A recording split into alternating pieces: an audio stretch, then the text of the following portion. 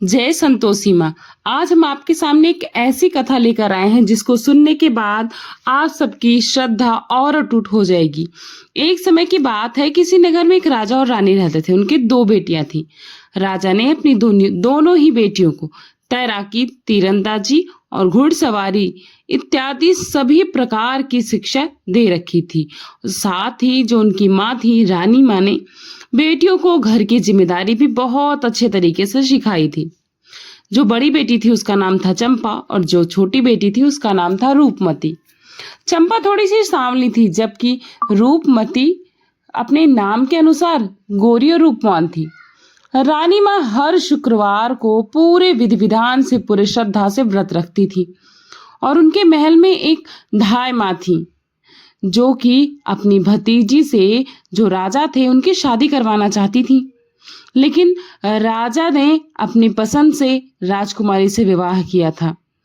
इसीलिए वो किसी और से, यह रानी माँ से शादी करके बहुत खुश थे और किसी और से शादी नहीं करना चाहते थे। और इस कारण से जो धाय माँ थी वो राजा से बहुत नफरत करती थी, चिढ़ती थी बस, लेकिन चाहती थी कि राजा की शादी मेरी भतीजी से हो जाए।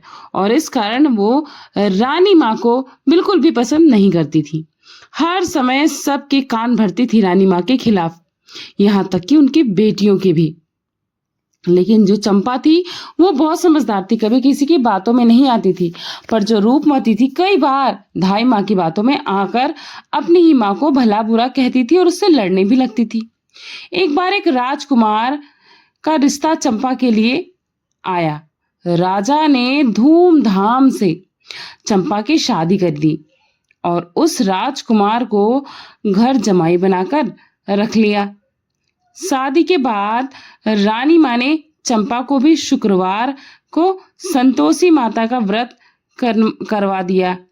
अब हर शुक्रवार को माँ और बेटी दोनों बड़ी श्रद्धा और लगन के साथ संतोषी माता का व्रत करती थी। संतोषी माता की कृपा से चंपा गर्भवती हो गई और राजमहल में चारों तरफ खुशियां ही खुशियां छा गईं। एक दिन रानी माँ को और चंपा का शुक्रवार का व्रत था। तभी राजा और उनके जो जमाई सिपाहियों के साथ शिकार की ओर गए। तब धाई माँ ने एक चाल चली और रानी माँ के खाने में खटाई मिला दी, क्योंकि खटाई संतोषी माँ के व्रत में बिल्कुल वर्जित है। और अनजाने में रानी और चंपा ने वह खटाई वाला खाना खा लिया, जिससे संतोषी माता रुष्ट हो गई। और रुष्ट होकर संतोषी माता ने राजा और उनके जमाई को रास्ता भटका दिया और उन दोनों की याददाश्त भी चली गई। वह दोनों के सिपाहियों से अलग हो गए। उनके जो सैनिक थे इधर उधर भटक गए और वो भी भटकने लगे और भूख प्यास से व्याकुल होकर वह दोनों के दोनों बेहोश हो गए।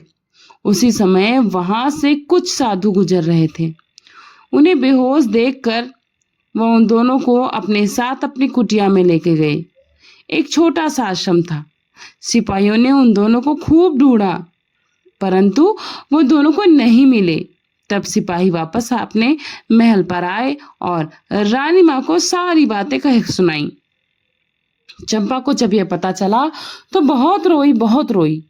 पर रानी माँ ने अपनी जिम्मेदारी संभालते हुए चारों दिशाओं में सिपाहियों को राजा और जमाई राजा को ढूंढने के लिए भेज दिया। कई दिन बीत गए। कई दिन बाद सब लौटे, लेकिन सारे के सारे खाली हाथ। तब रानी माँ ने बड़ी बेटी चंपा को राज्याभिषेक करके उनको राजगद्दी पर बिठा दिया। अगले शुक्रवार को रानी माँ और चंपा ने फिर से व्रत रखा। तब धाई माँ ने फिर से चाल चल दी और उनके खाने में खटाई मिलाने लगी। लेकिन तभी रानी माँ ने उसे ऐसा करते हुए देख लिया और पकड़ लिया और उसे पूछने लगी। और पूछने पर धाई माँ ने सारी बातें बता दी कि उसने पहले भी खाने में खटाई मिलाई है। तब रानी माँ ने उस धाई माँ को कारागार में डाल दिया। अब रानी और चंपा ने संतोषी माता से प्रार्थना की और क्षमा याचना की। हे संतोषी माता, आप हम सबकी माँ हैं और हम सब आपके बच्चे हैं। हमारी भूल माफ करना माँ, ये भूल अनजाने में हुई है माँ संतोषी, और हमारे पति को वापस ले आइए। तब उस रात्रि को संतोषी माता राजा और जमाई राजा दोनों के स्वप्न में आई और बोली, अरे राजा, उठ और अपने राज्य वापस जा।